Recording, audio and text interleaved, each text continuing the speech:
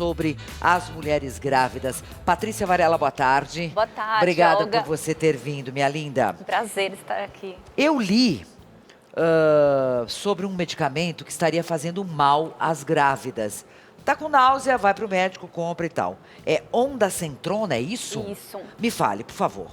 É o seguinte, o sintoma principal no início da gestação, primeiro trimestre até 12 semanas, das pacientes, boa parte delas, chega a 80% dos casos, é enjoo e às vezes realmente chega a vomitar e passar bastante mal.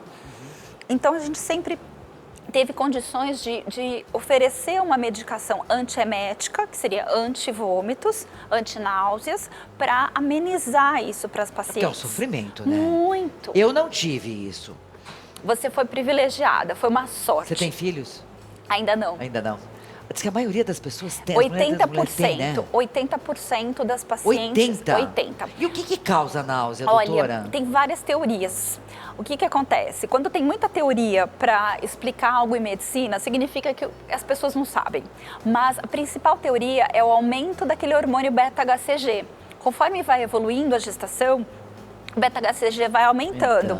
E esse hormônio aumentando pode piorar esse estado e por isso que vai crescendo, tendo um pico entre 7 semanas até umas 10 semanas. Claro, tem algumas pacientes que continuam com esse enjoo até o parto, até nascer a criança. Até nascer. Inclusive algumas que chegam a ter uma náusea e vômito incoercível, que não resolve com nada. E esses remédios caseiros, enfim, que vó ensina, que mãe ensina, funcionam? Funcionam. Eu acho que tem que ter, sim, alguns sim, na minha opinião. Acho que, acima de tudo, recebendo uma gestante com esses sintomas, o mais importante é tranquilizar, né? Dizer que está tudo certo. Isso significa que, né, ela é uma daquelas que vai ter esse período. Das 80%. Exatamente. E o que acontece? Dessas pacientes é dizer, olha, boas e más notícias. A má notícia é que vai piorar, a boa notícia é que depois vai melhorar. Ô, Bibi, você tá com náusea? Olha lá, ó. Essa também foge à regra. A nossa linda futura mamãe, nenhum pouco. Aliás, ela não tem nada. É uma abençoada essa menina. Você já tá de quantos meses, Bibi? 6 meses. Corre feito uma louca nessa produção. É um espetáculo. Ela é mesmo, eu já conversei Ela é um com ela, uma espetáculo de graça. ser humano, inclusive. Sensacional. Faz 2, 3 coisas ao mesmo tempo ali. Faz tudo. Então, sabemos que 80% das mulheres grávidas terão sim náusea, mais ou menos. Agora, me diga uma coisa, doutora Patrícia. Tem mulher que vai na farmácia e compra por conta? Até tem. Infelizmente tem. Infelizmente tem. Bom, a gente estava falando das medicações paliativas e caseiras. Eu recomendo sempre que a gestante, nesse momento de primeiro trimestre, com náuseas e vômitos, ou vômitos, que às vezes tem uma coisa e não tem outra, que elas, em primeiro lugar, entendam que é normal e entendam que é necessário comer de 3 em 3 horas em pequenas quantidades. Comer que nem passarinho. Ah, comer pouquinho de cada vez. Isso pode ajudar? Pode ajudar. Determinados alimentos que ela própria tenha vontade, do tipo, sei lá, algo com limão, um sorvete de frutas, um pouquinho de gengibre, em doses culinárias não há problema nenhum. Tem várias coisas que podem ajudar. Outras coisas que a gente tem para amenizar tudo isso seria em relação à acupuntura. Que vai bem. A acupuntura funciona? Funciona. Atenção, mulheres grávidas ou que pretendem engravidar. A acupuntura é bom? Muito bom. Desde que, assim, um profissional habilitado, Lógico. Porque tem pontos que realmente não podem ser usados. Mas, às vezes, uma sessão de acupuntura tira esse sintoma imediatamente. E a gente também, eu gosto muito de usar uma pulseirinha, que não tem remédio nenhum. Ela só tem uma bolinha aqui que estimula um ponto de acupressura e faz aliviar. Mas quem indica isso? O próprio obstetra e compra em farmácia normal. Andou-se tendo dificuldades no começo, porque é uma medicação mais usada para viagens de navio, que balançavam, dava muito enjoo para todo mundo. Ela aciona algo aqui no meu pulso? Sim, é uma pulseirinha de tecido, tem várias cores, e aqui fica uma bolinha que, como está apertado, ele estimula esse ponto de acupressura que alivia muito o enjoo. Olha que legal! Agora, é fato, Olga, que tem situações que mesmo com tudo isso não está aliviando. E o que aconteceu nesses últimos 10 anos, vendo que essa medicação, a ondansetrona, estava gerando bons efeitos, estava sendo melhor, estava tendo melhor Era resultado. o melhor medicamento. Começou com o melhor resultado. Exatamente. Isso em 2016, por aí. Até um pouquinho antes, mas foi aumentando exponencialmente o uso dessa medicação na gravidez. Claro, a gente não pode fazer estudos em gestante.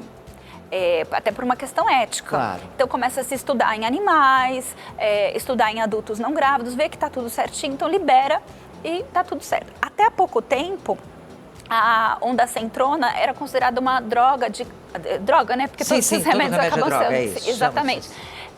De categoria B, que é uma categoria que pode ser usada na gestação, A ou B. Agora, depois desses artigos, desses trabalhos, dessas publicações, alarmou-se por conta de ter se percebido em alguns artigos, em alguns estudos norte-americanos e europeus, que eles compararam pacientes que fizeram uso de ondansetrona no início da gestação e que não fizeram. Compararam 10 mil pacientes. As que não fizeram uso de ondansetrona tiveram 11% de alterações em fechamento orofacial, em fenda palatina, né, no Trancou lábio... nariz, garganta, é isso? Não, ele promove uma má formação, como o lábio leporino, fenda palatina. Abertura, a criança nasce, olha, isso é sério. Isso são as 10 mil mulheres que não fizeram uso, ou seja, população em geral, 11% desenvolveu isso. E compararam com mulheres que fizeram uso e apareceu-se uma porcentagem de 14%. Então, assim, como se fosse 3 mulheres a mais num N de 10 mil pacientes. Na dúvida, suspende, é melhor?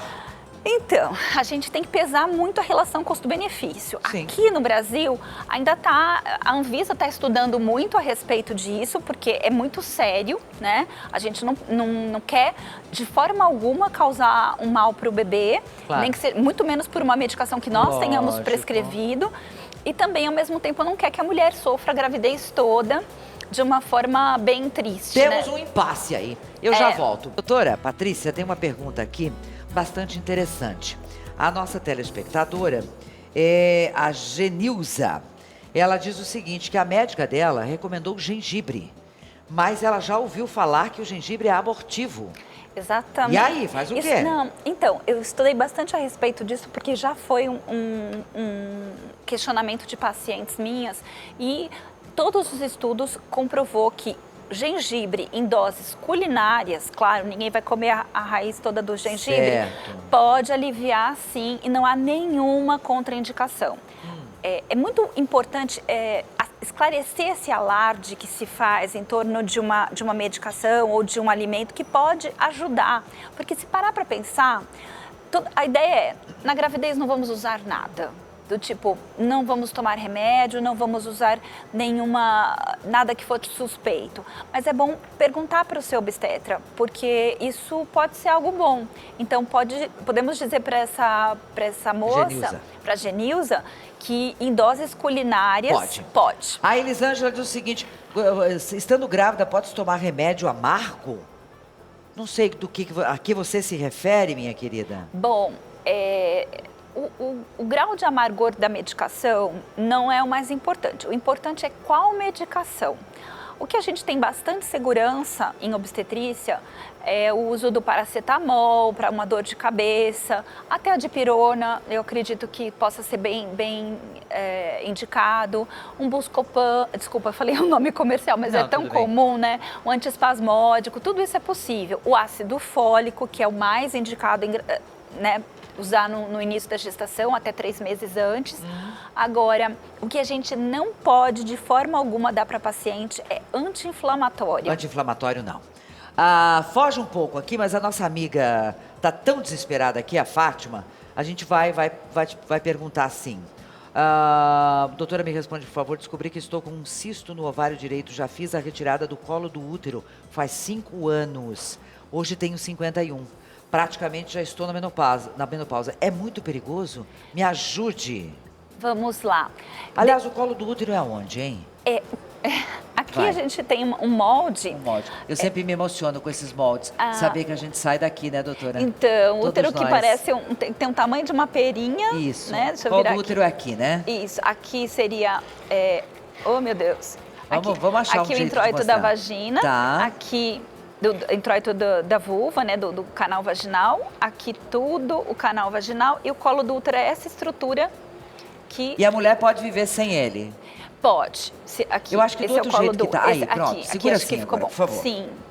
Esse é o colo do útero. Isso. E ao que a Fátima conta, esse colo do útero foi removido, provavelmente por algum problema que ela deve ter tido.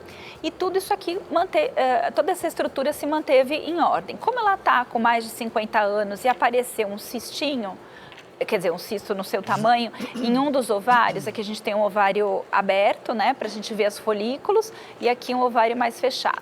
Aqui são as trompas, e o bebê se desenvolve aqui dentro. Como ela tem mais acima de 50 anos. 51 e esse cisto apareceu, o que é importante? Verificar o tamanho do cisto, medir no ultrassom, que é bem simples, e verificar se esse é um cisto simples de conteúdo só líquido ou se ele é um cisto complexo, que tenha mais parte sólida. Já volto que tem uma pergunta bem interessante aqui. Muita pergunta, a doutora Patrícia terá de voltar outro dia. Tem uma pergunta bem interessante aqui, nunca tinha imaginado. A nossa telespectadora pergunta se jogar água gelada na barriga, grávida, assusta o bebê. Olha, o que acontece? Em determinadas fases da gestação, a criança já sente temperatura, inclusive até ouve bastante, observa iluminação, a criança Sabe é tudo capaz que tá de ver. Exatamente. Então, a gente não recomenda extremos de temperatura. Tá, nem calor, nem frio, nem sauna, nem nada. Nada de sauna e nada de muito gelado, não. Tá bom. Pra gente encerrar, quem tá tomando ondansetrona, para ou continua? Por enquanto, para. Para. Por enquanto, mas eu acredito que isso vai ser liberado em breve, porque eu acho que é algo muito recente, mas a Anvisa está cuidando de ter mais trabalhos para poder fechar essa questão. Endereço da doutora Patrícia, @dr doutora Varela. Tá lá, ó, gente. DRA Varela com 2 L's. Obrigadíssimo por ter vindo. Muito obrigada. Você gostaria de viver até 150 anos? Se for com saúde, sim. Acho que todo mundo, né? Este é um dos assuntos amanhã. Como chegar aos 150?